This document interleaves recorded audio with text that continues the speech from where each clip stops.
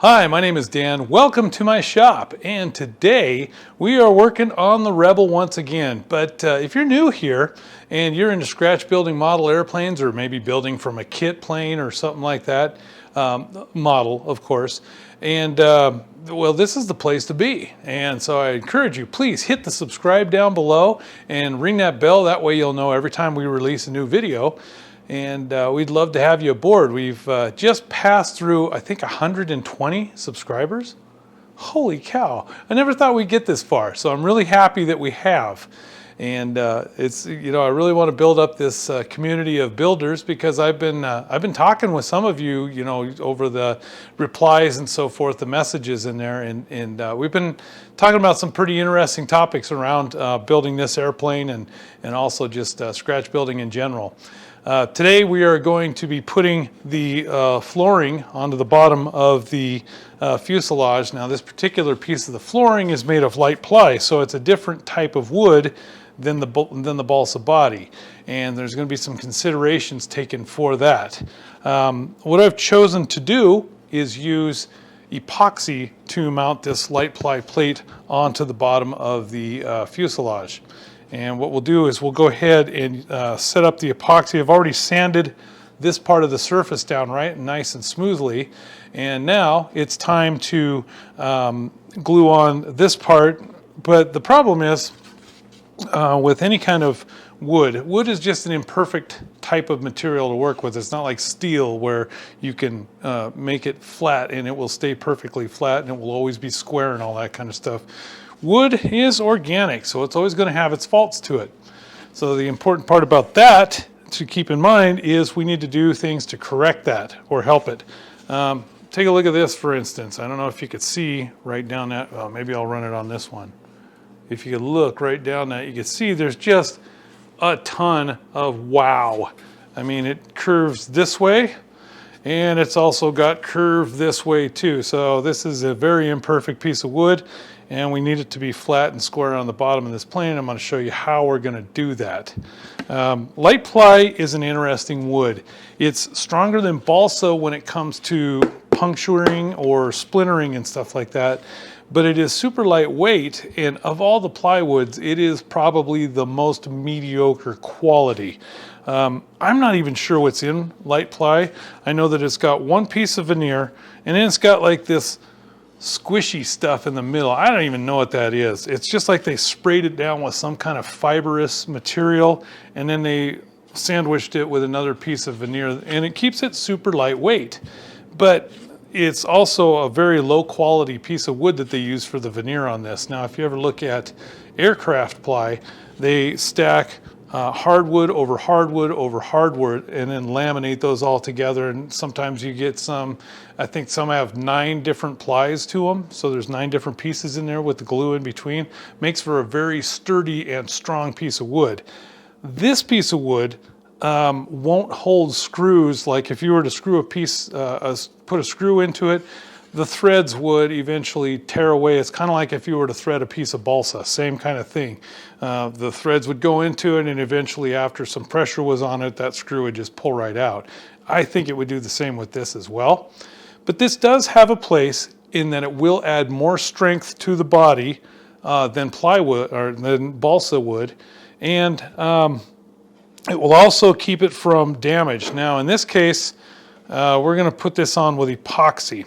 And I remember last week when I made that other video, I told you with the CAs, you could use medium CA for different types of wood. So if you had a light ply that was going to go to a balsa, you could use the medium, and that would give it enough time and also soak in a little bit before it's set, and would be a good glue to use.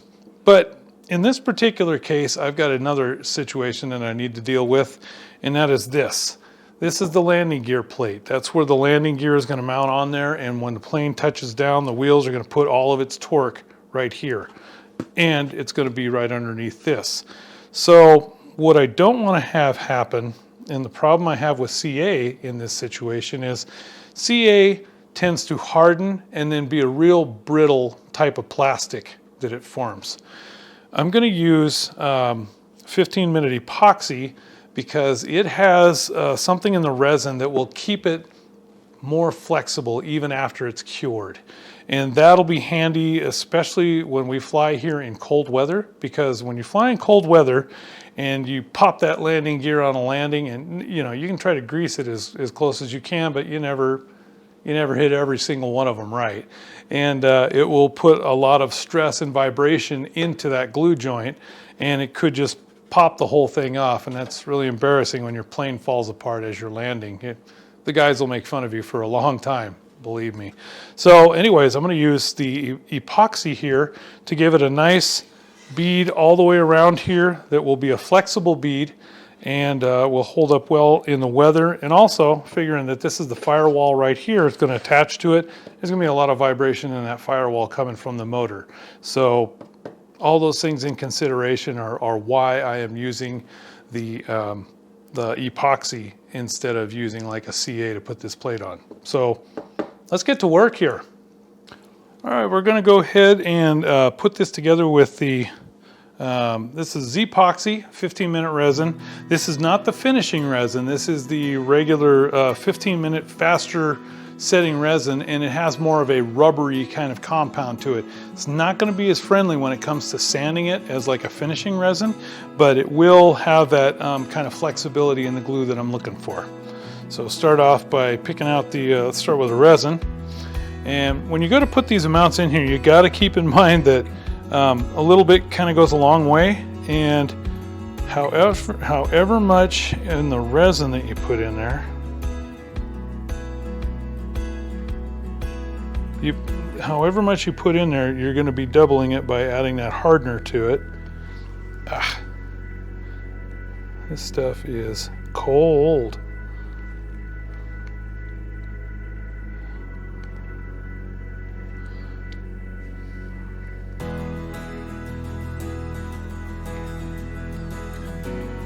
It's cold and it's also crystallic. I hope this works right. This might be some old resin.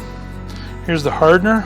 So take a look in there. You can see how much is in the bottom there. I'm going to basically double it by putting just that much hardener in there.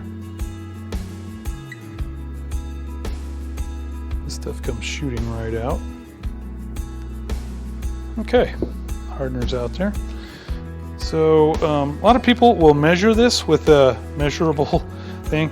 I've just been doing it for so long, and I know that the room for error is very broad with there. If you put in more resin than hardener, it will harden, but it will take it longer. If you put in more hardener than resin, it will cure faster. So I'm going to go ahead and mix this up.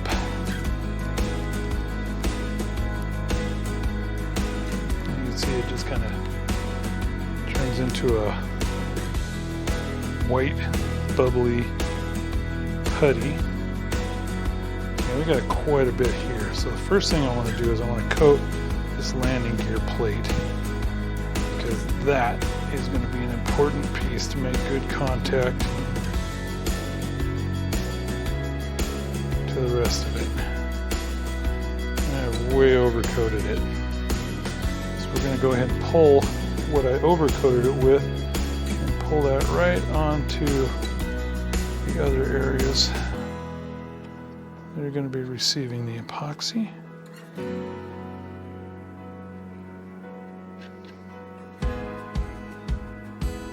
But you really just kind of need a very thin layer. You don't need a huge old glob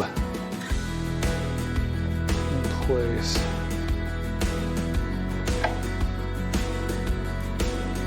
The actual part that mounts and surfaces and actually does the holding is pretty small.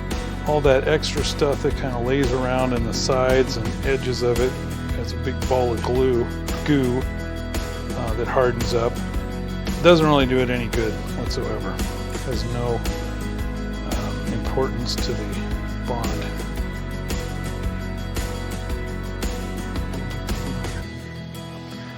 Try to keep as much of this away from the outside edge, because this stuff does not sand very nicely. Now, not overly concerned because this plane is going to be covered and not painted or fiberglassed.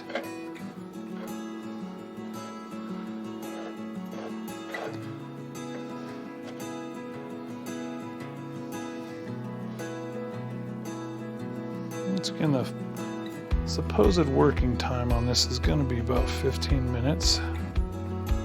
So once I get all the parts covered, should be in pretty good shape. Let me get this onto that screen so you can see what I'm doing.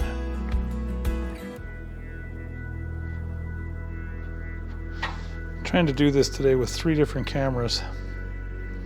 Give a couple of different views. I don't know if I can be trusted with that much responsibility.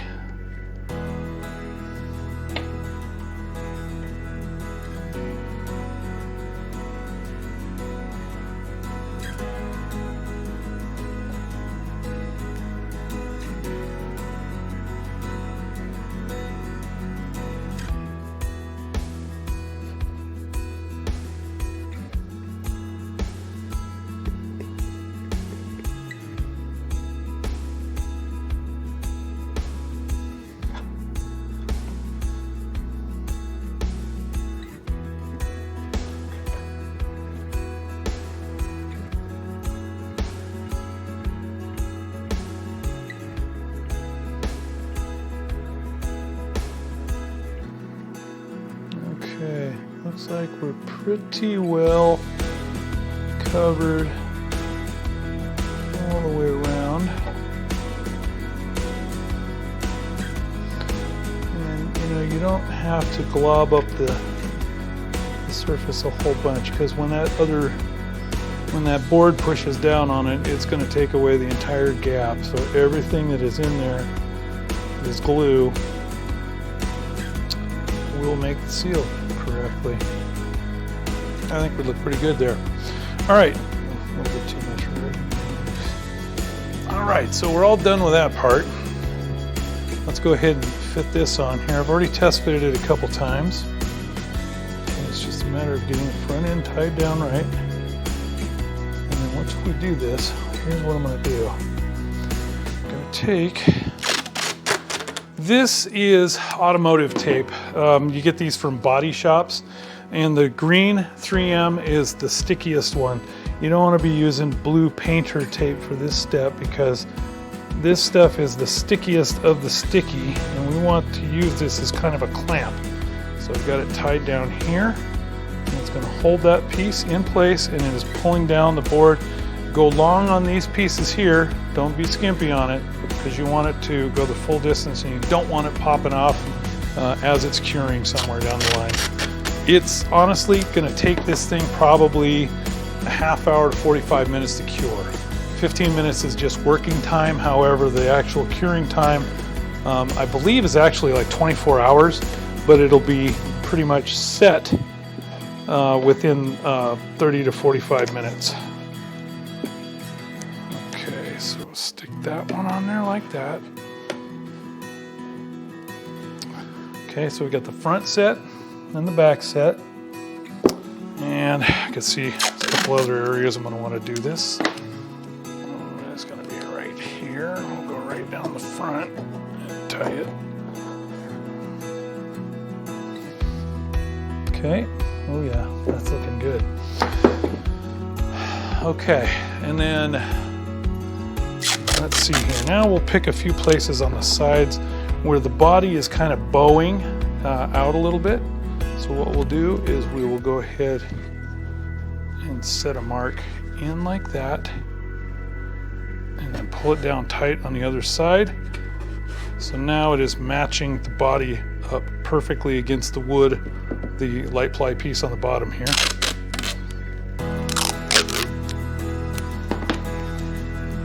And I get a paper towel. A little bit as we're squishing it down, the glue is kind of coming out the side. And it's always good to just kind of clean that up. It's easier to clean it up now with a paper towel than try to sand it out later.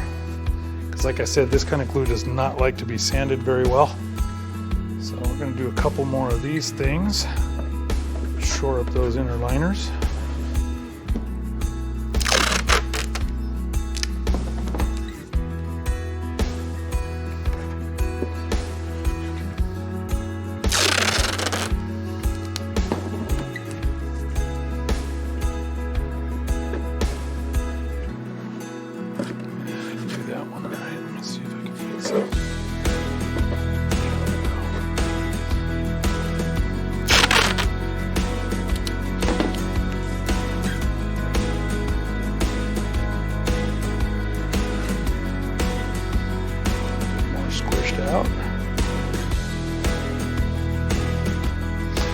the tapes are pretty much holding the plywood on there, but I'm going to do yet one more step to make sure that this is nice and flat and push down on there solidly.